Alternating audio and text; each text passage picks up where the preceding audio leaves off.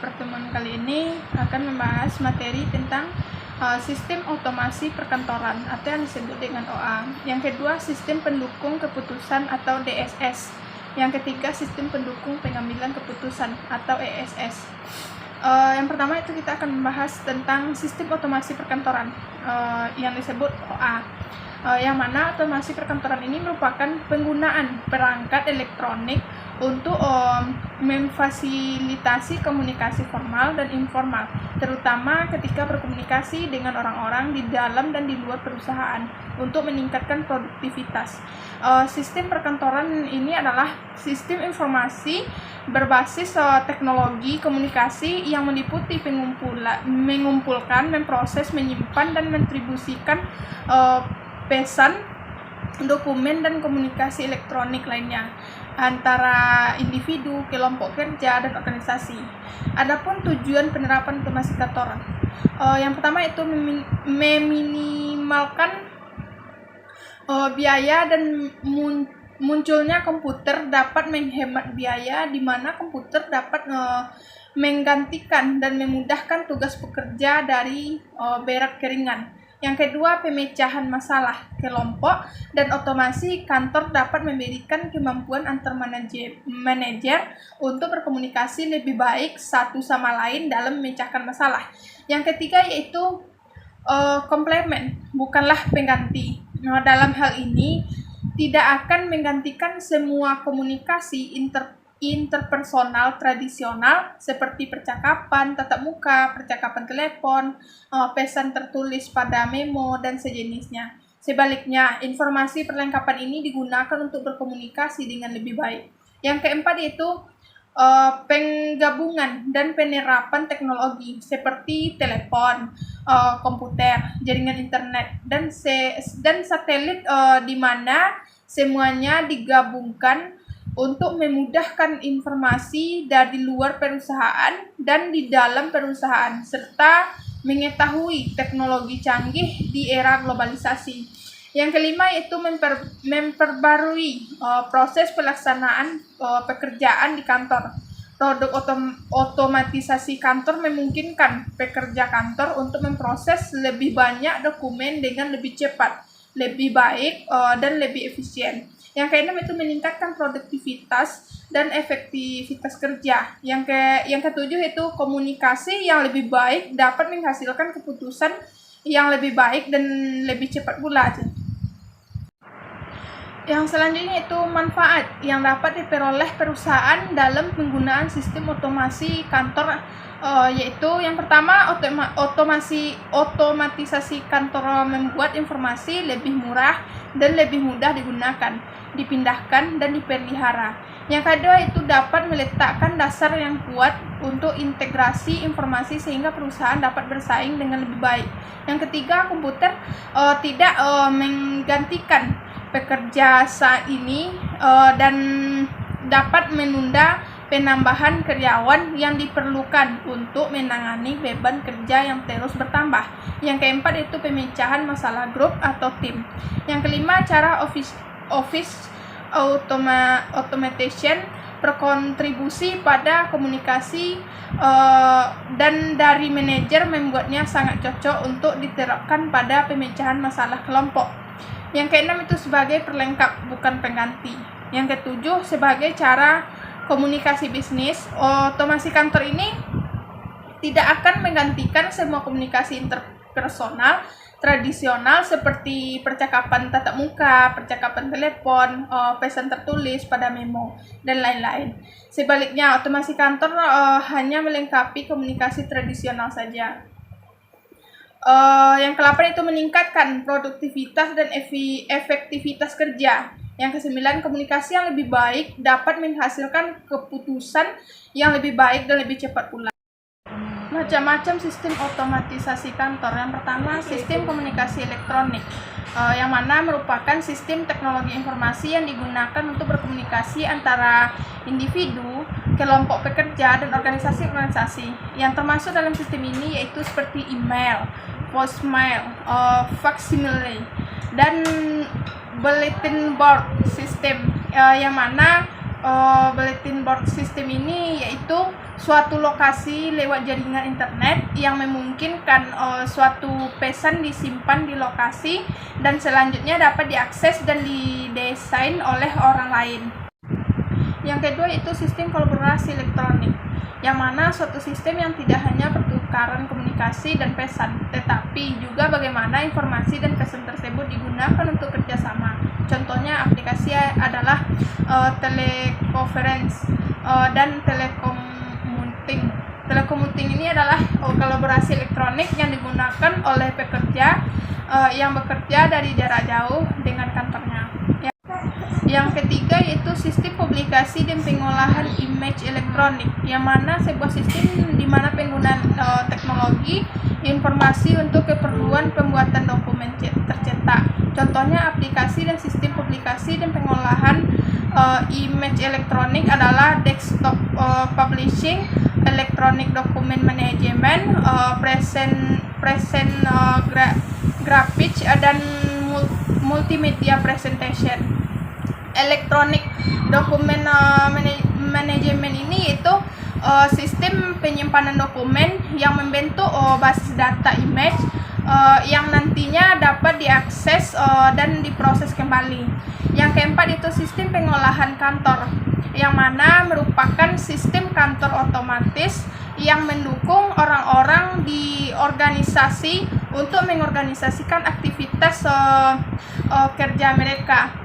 Sistem elektronik formal, sistem yang didokumentasikan dengan suatu sistem prosedur tertulis diterapkan di seluruh perusahaan untuk memenuhi kebutuhan organisasi, seperti sistem informasi manajemen. Yang keenam yaitu sistem elektronik informal, yang mana sistem yang tidak direncanakan atau diuraikan secara tertulis. Sistem ini diterapkan saat diperlukan oleh perorangan untuk memenuhi keperluannya sendiri, seperti bentuk DSS. Yang kedua yaitu sistem pendukung keputusan atau yang disebut dengan DSS. DSS ini merupakan suatu informasi interaktif yang menyediakan informasi, pemodelan, dan pemanipulasian data. Sistem ini digunakan untuk membantu pengambilan keputusan dalam situasi yang semi terstruktur dan situasi yang tidak terstruktur. DSS ini biasanya dibangun untuk mendukung solusi atas suatu masalah atau untuk mengevaluasi suatu peluang. Aplikasi DSS ini menggunakan data, memberikan antarmuka penggunaan yang mudah dan dapat menggabungkan pemikiran pengambilan keputusan. Selanjutnya yaitu tujuan dari DSS ini menurut Turban pada tahun 2015. Yang pertama yaitu membantu manajer dalam pengambilan keputusan atas masalah semi terstruktur. Yang kedua, memberikan dukungan atas pertimbangan manajer dan bukannya dimaksudkan untuk menggantikan fungsi manajer. Yang ketiga, meningkatkan efektivitas keputusan yang diambil manajer lebih daripada perbaikan efisiensinya. Yang keempat, kecepatan komputasi komputer memungkinkan para pengambilan keputusan untuk melakukan banyak komputasi secara cepat dengan biaya yang rendah. Yang kelima yaitu peningkatan produktivitas, membangun satu kelompok pengambilan keputusan, terutama para pakar, biasanya sangat mahal. Yang keenam, dukungan kualitas komputer biasanya meningkatkan kualitas keputusan yang dibuat. Sebagai contoh, semakin banyak data yang diakses, maka semakin banyak juga alternatif yang bisa dievaluasi. Yang ketujuh, berdaya saing, manajemen dan pemberdayaan sumber daya perusahaan. Tekanan persaingan menyebabkan tugas pengambilan keputusan menjadi sulit. Yang kedelapan, mengatasi keterbatasan kognitif dalam pemprosesan dan penyimpanan. Berdasarkan dari tingkat teknologinya, DSS ini dibagi menjadi 3. Yang pertama yaitu SPK spesifik. SPK spesifik ini bertujuan untuk membantu memecahkan suatu masalah dengan karakteristik tertentu, misalnya SPK penentuan harga satuan barang. Yang kedua yaitu pembangkit SPK, yaitu suatu software yang khususnya digunakan untuk membangun dan mengembangkan SPK. Pembangkit SPK akan memudahkan merancang dalam pembangunan SPK spesifik. Yang ketiga, perlengkapan SPK, yaitu berupa software dan hardware yang digunakan atau mendukung pembangunan SPK spesifik maupun pembangkit SPK. Baiklah, selanjutnya sistem pendukung eksekutif atau ESS, yang mana Executive Support System atau sistem pendukung eksekutif adalah sebuah sistem yang oleh para senior manager atau eksekutif sebuah perusahaan atau organisasi untuk memberikan dukungan terhadap keputusan yang tidak terprogram dalam manajer strategis. Adapun contoh informasi yang sering menjadi sumber sistem pendukung eksekutif ini atau SSS, yaitu yang pertama database eksternal, yang kedua laporan teknologi seperti perkembangan kemajuan mesin industri, yang ketiga yaitu laporan teknis dari konsultan, yang keempat laporan kondisi pasar, yang kelima informasi perkembangan selera konsumen, yang keenam informasi perkembangan tren produksi, yang ketujuh yaitu peraturan pemerintah, yang kedelapan laporan keuangan dan informasi keuangan terkini. Satu kemampuan utama ESS ini yaitu kemampuan menyajikan data rinci atas informasi ringkas. Sebagai contoh, seorang eksekutif puncak dapat memantau kemajuan fisik proyek pembangunan gedung dari waktu ke waktu, bahkan sampai ke detail pekerjaan yang sedang dikerjakan. Kemudian, jika terjadi suatu rencana penyelesaian pekerjaan yang tidak sesuai jadwal, langsung dapat dicari penyebabnya dengan ESS ini. Manajer tersebut dapat melihat peta jalur distribusi bahan baku sampai ke lokasi, dan faktor penghambat dapat segera diidentifikasikan. Nah, sistem komunikasi sangat dibutuhkan oleh manajer dalam ESS. Sistem komunikasi dapat mengirim atau menerima email, mengirim laporan untuk mendapatkan perhatian seseorang, memanggil rapat, atau memberikan komentar ke suatu kelompok di diskusi di internet. Adapun keuntungan menggunakan Executive Support System atau ESS ini, yang pertama mudah dan efektif bagi eksekutif tingkat atas untuk menggunakannya. Yang kedua, mampu menganalisa tren data. Yang ketiga, tingkatkan pemikiran pribadi dan pengambilan keputusan. Yang keempat, meningkatkan daya saing organisasi di pasar. Yang kelima, adanya instrumen yang digunakan perusahaan untuk perubahan. Yang keenam, meningkatnya wawasan waktu eksekutif. Yang ketujuh, sistem pelaporan yang baik. Yang kedelapan, peningkatan model mental eksekutif bisnis. Yang kesembilan, membantu meningkatkan pembangunan konsensus dan komunikasi. Yang kesepuluh, perbaiki otomatisasi operasional administrasi.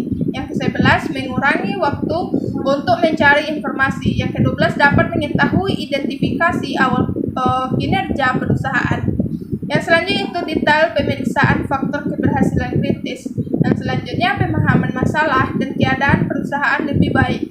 Yang ke-15, manajemen waktu lebih efisien. Yang ke-16, meningkatkan kapasitas dan kualitas komunikasi. Adapun kekurangan dari Executive Support System ini atau SS ini yaitu yang pertama, kebenaran data dapat diragukan dan tidak benar. Yang kedua, fungsi terbatas. Yang ketiga, sulit untuk mengukur manfaat. Yang keempat, eksekutif mungkin menghadapi informasi yang berlebihan. Yang kelima, sistem bisa menjadi lambat. Yang keenam, sulit menyimpan data terkini. Yang ketujuh, dapat menyebabkan data yang kurang valid dan tidak aman. Yang kedelapan, tidak cocok untuk perusahaan kecil.